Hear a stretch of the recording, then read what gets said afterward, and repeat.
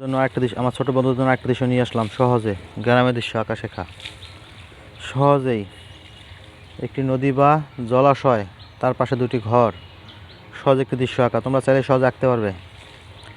কিছু রেখা টেনে, স্কেল দিয়ে কিছু রেখা টেনে সহজে দৃশ্য আঁকা। দেখো কীভাবে আমি দুটি ঘর এঁকে নিলাম, দুটি রেখা টেনে। ওই ঘরের লাইনের সাথে রেখা হয়ে যাবে। দুটি জোড়া ঘর দিয়ে একটি গ্রামের দৃশ্য,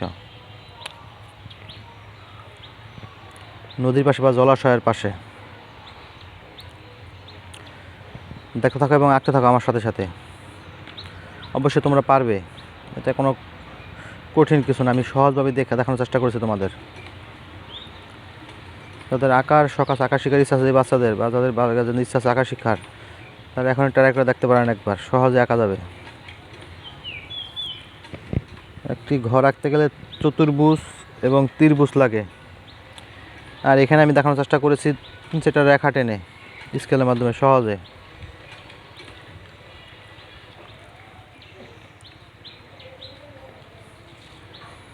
যেহেতু আমি এখানে একটা নদী বা জলাশয় বুঝিয়েছি, তাই আমি একটা পাট দিয়ে নিলাম। ওপারে কিছু গাছপালা দিয়ে নেব, দূরে কিছু গাছপালা, দূরে একটা গ্রাম আছে, ধুধু গ্রাম। এরপর আমি ঘরের এই পাটটাকে নেব।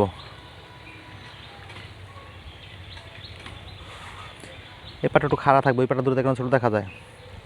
এরপর ঘরের যাওয়ার জন্য একটি ছোট রাস্তা এবং উঠান, এবং জলাশয়ের পাশে একটি পুকুর ঘাটপাড়া, যেখানে স্নান বা গোসল বা যেখানে পানি নিতে আসে।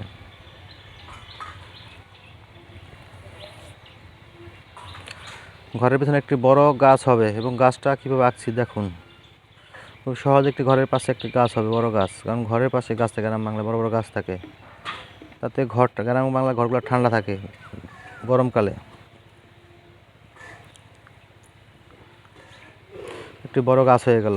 আমি লাইনগুলো মার্কার দেখে নিয়েছি। এখন আমি এখানে একটি ছোটো নৌকা আঁকবো, যেহেতু এটা একটি নদী বা জলাশয়, তাই এদের সাথে নৌকার একটা সম্পর্ক আছে বা সুন্দর লাগে দেখতে। নদী বা জলাশয়ে একটি নৌকা আঁকা তাহলে দেখতে পরিবেশ অনেক সুন্দর দেখা যায়।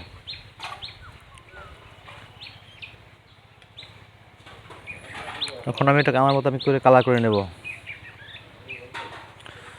তোমরা তোমাদের মতো করে কালার করে নেবে। আমি আকাশে কালার দিয়ে নিছি। একটু গাঢ় ভুলে দিচ্ছি।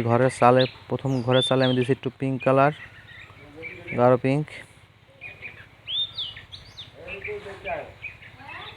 যদি আমার ভিডিও ভালো লেগে থাকে তাহলে অবশ্যই আমাকে ফলো দিয়ে পাশে থাকবে।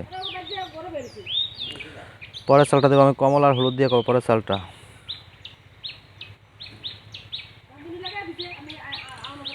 বাচ্চারা একটু টকটকা কালার পছন্দ করে, এখানে আমি কালারফুল করেছি দৃশ্যটা। একটু হলুদ কালার দিয়ে নেব। কত সহজে দুটি ঘরের চালা হয়ে গেল, দেখেছো? এরপর ঘরের বেড়ায় আমি দিয়ে নেব হলো হালকা অ্যাশ কালার, যেটা ছাই কালার বা সুরমা কালার বলি আমরা।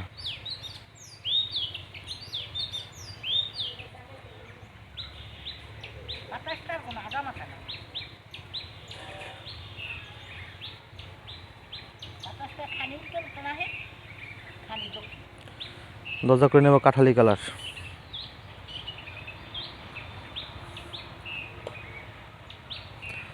একটা ভিডিও তৈরি করতে অনেক পরিশ্রম হয়, অনেক কিছু ভাবতে হয়, অনেক চিন্তা ভাবনা রাখতে হয়। তাই আমার পরিশ্রমের কারণে তোমরা অবশ্যই আমাকে ফলো দিয়ে পাশে রাখবে তোমাদের। একটা ড্রয়িং ভিডিও তৈরি করতে সহজ কথা না। একটা ড্রয়িং ভিডিও তৈরি করা অনেক অনেক চিন্তা ভাবনা করে রাখতে হয়। এখন আমি বাড়ির সামনে যে উঠানটা, ওইটা আমি কালার করে নেব।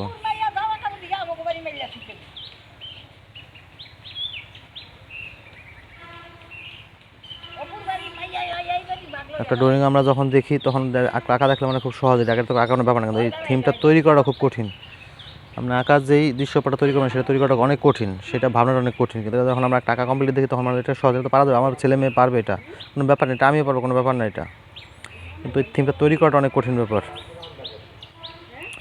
কী ধরনের, কীরকম ঘর হবে, কীরকম গাছপালা হবে, কীরকম রাস্তাঘাট হবে, কীরকম কালার হবে, ঘাসগুলো কীরকম, এই ভাবনাটা খুব গভীর একটা ভাবনা।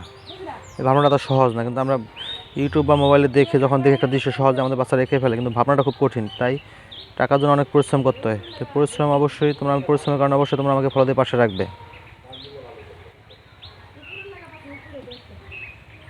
আর আমার এই পরিশ্রম তোমাদের জন্যই।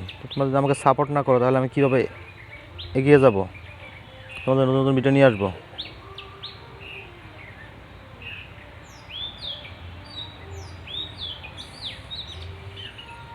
দেখেছো কত সহজ একটি সুন্দর ভিডিও তৈরি হয়ে গেল।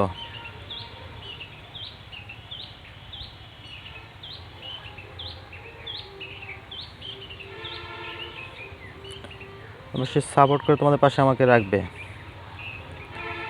আমার ভিডিও ভালো লেগে থাকলে অবশ্যই কমেন্ট করবে, লাইক দেবে। ভালো থাকবে, শুভকামনা রইল, টাটা।